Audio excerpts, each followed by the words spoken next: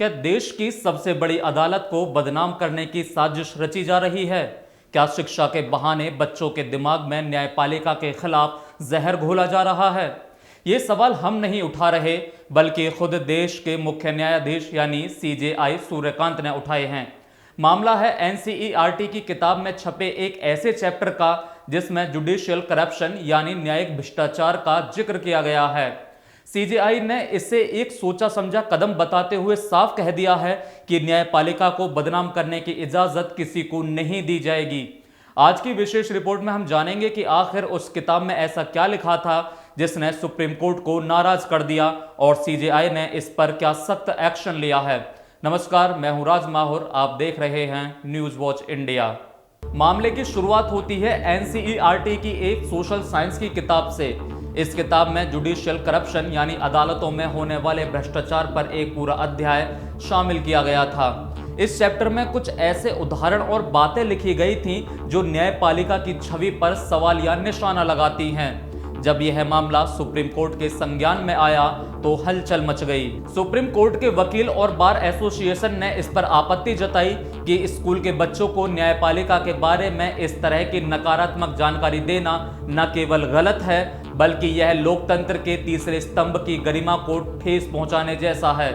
इस मामले की सुनवाई के दौरान सीजेआई सूर्यकांत का तेवर बेहद सख्त नजर आया। उन्होंने कहा, यह कोई सामान्य गलती नहीं लगी, यह एक सोचा समझा कदम प्रतीत होता है। सीजेआई ने आगे कहा कि किसी भी संस्था की आलोचना करना अलग बात है, लेकिन शिक्षा के माध्यम से उसे व्यवस्थित रूप से बदनाम करना बर्दाश्त नहीं किया जाएगा। उन्होंने दो टूक शब्दों में कहा, बदनाम करने की इजाजत नहीं दी जाएगी।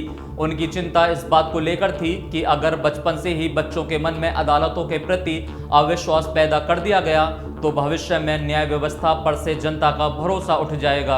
आमतौर पर ऐसे प्रशासनिक मामलों को छोटी बेंच या कमेटियों को सौंप दिया जाता है, लेकिन इसकी गंभीरता को देखते हुए चीफ जस्टिस ने घोषणा की कि इस केस को मैं खुद देखूंगा।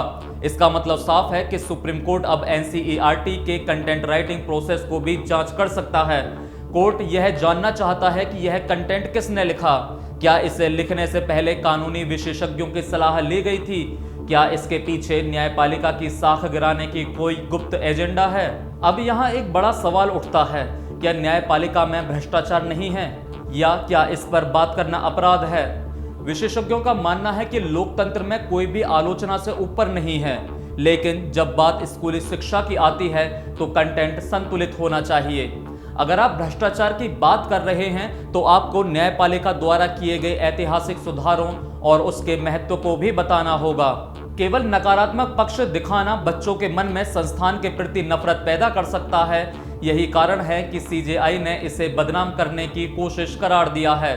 विवाद बढ़ता देख एनसीईआरटी बैकफुट पर है। सूत्रों के मुताबिक विभाग ने स्पष्ट किया कि वे इस पर पुनर्विचार करने के लिए तैयार हैं। भविष्य में इस चैप्टर को पूरी तरह हटाया जा सकता है या फिर इसकी भाषा में बड़े बदलाव किए जा सकते हैं। सुप्रीम कोर्ट के इस एक्शन के बाद अब सभी शिक्षा बोर्ड अपनी किताबों के कंटेंट को लेकर सावधान रहेंगे। न्यायपालिका हमारे लोकतंत्र के रक्षक हैं। अगर रक्षक पर ही सवाल उठने लगे तो व्यवस्था ढह सकती है। सीजेआई का यह कदम केवल एक चैप्टर के खिलाफ नहीं, बल्कि उस सोच के खिलाफ है जो संवैधानिक संस्थाओं को कमजोर करना चाहती है। अब देखना होगा कि अगली सुनवाई में एनसीईआरटी क्या जवाब दाखिल करता है और क्या उन लोगों पर भी कार्रवाई होगी जिन्होंने यह कंटेंट तैयार किया था। क्या आपको लगता है कि स्कूली किताबों में न्यायपालिका की कमियों के बारे में पढ़ाया जाना चाहिए, या फिर सीजेआई का यह फैसला बिल्कुल सही है कि संस्था की गरिमा सर्वोपरि है? अपनी राय कमेंट बॉक्स में जरूर बताइए। वीडियो पसंद आया हो तो लाइक करें और निष्पक्ष खबरों के लिए हमारे चैनल को सब्सक्राइब करना ना भूलें।